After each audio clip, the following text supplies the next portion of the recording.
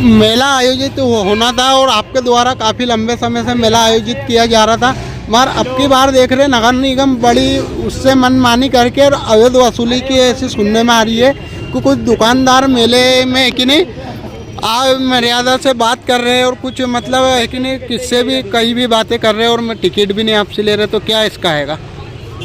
देखो ऐसा है, मध्य प्रदेश और भारत में एक और सनातन की सरकार चल रही है और जितना कष्ट तकलीफ सनातन को है इससे ज़्यादा कष्ट तकलीफ अन्य किसी धर्म को नहीं है। सनातन को जो है यहाँ का जिला प्रशासन, नगर निगम महापौर और नगर परिषद, ये लोग बिल्कुल हम लोगों को तले खा रहे हैं। जो हमारे धार्मिक आयोजन 40 वर्षों से लगातार चल रहे थे, वो संपूर्ण धार्मिक आयोजनों को इन लोगों ने बंद कर दिया है।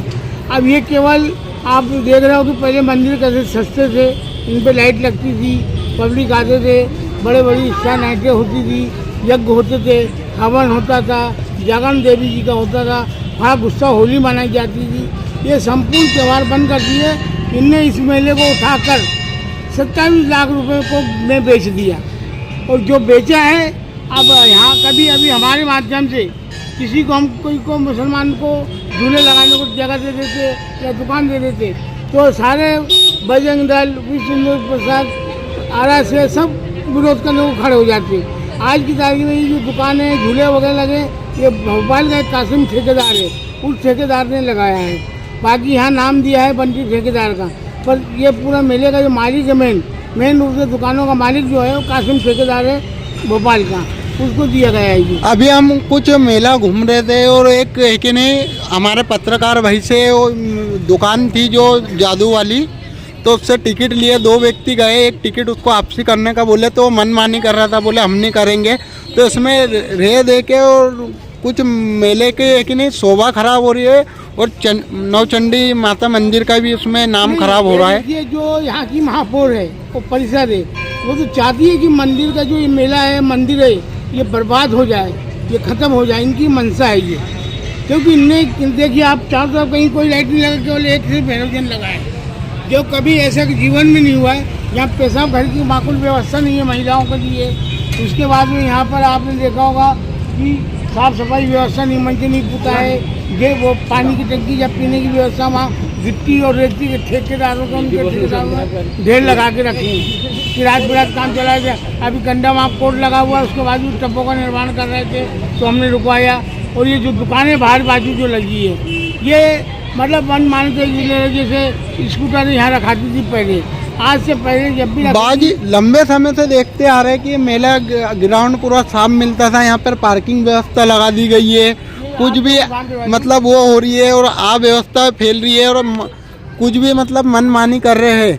यहाँ जिला प्रशासन, पुलिस प्रशासन कोई बोलने को तैयार नहीं है। रात को 12 बजे दुकानदार का मन होता, मेला 1 बजे बंद करते हैं। आपने देखा होगा कि ये लोग जब भी हम लोगों ने आयोजन किए हैं, मंदिर की ओर से हुआ है, तो 11 बजे आके लोगों को खाते में से गले पकड़ के उठा के मार के भगा देते, भागो 11 बजे के अपने घर जाओ।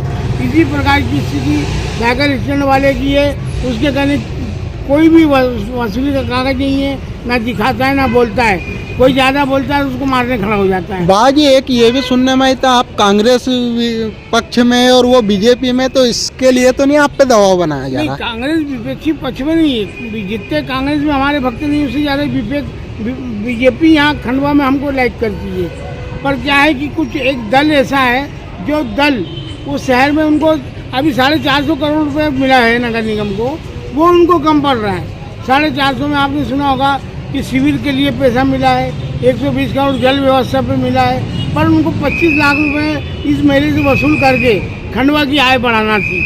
वो उसके कारण हमारा जो सनातन धर्म है उसको इन्हें मटिया मेट कर डाला है। बीजेपी यहाँ की सारी रौनक उड़ा दी है इस जगह। बीजेपी सरकार लगातार उठा रही है सवाल सबका साथ सबका विकास और सनातन धर्म को लेकर मजबूती से, मगर ऐसा क्या है कि माननीय मुख्यमंत्री जी के यहाँ भी आवेदन दिए और सब लोगों को दिए।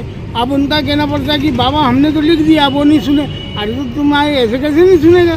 तो मुख्यमंत्री की नहीं सुन रहे, ये छोटे से जनप्रतिनिधि मुख्यमंत्री की नहीं सुन रहे, तो ऐसा क्या दबाव है मुख्यमंत्री में जो जनप्रतिनिधि नहीं सुन रहे? ये तो अब उनकी ये जाने, पर ये बात है कि ना तो यहाँ जिला प्रशासन सुनता है, ना पुलिस प्रशासन सुनता है। पुलिस प्रशासन 1 बजे रात तक यह मेला चालू नहीं देता है। हमारे टाइम पे हमको 10 बजे किसी भी हालत में गरबा बंद करो, ये बोले सुप्रीम कोर्ट के आदेश से। अब के ना तो ठेले हटते हैं, ना तो झूले बंद होते हैं, सब चीज़ लगातार चालू है। इतना मालूम है कि जो हम नौचंदी देवी धाम के महंत हैं, हमको परेशान मतलब मूल रूप से इनके द्वारा किया जा रहा है। अभी हमने अब आवेदन दिए हैं, अब ये शीतला सप्तमी तक का समय है मेले का। अब पर होली तक का था, अब शीतला सप्तमी में भी इनने अभी मेले को 2 महीना बढ़ा दिया है। यानी इनने पहली बात तो मेले के जो धर्म के समय से जो आयोजनों के टाइम थे उसको सब निकाल दिया है, ख़त्म कर दिया है, उसके बाद मेले लगाया है जो धर्म के खिलाफ है ये।